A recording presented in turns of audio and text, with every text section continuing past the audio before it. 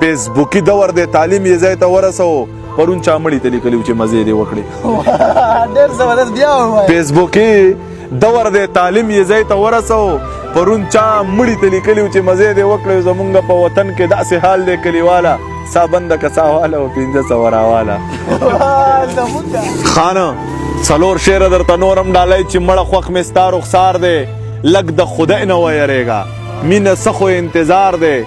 لږ د خدای نه ویریږه داسې بن په بن راتاو شوې خو غریب یم جانانه مزدورۍ له زمه سار دی لږ د خدای نه ویریږه داسې بن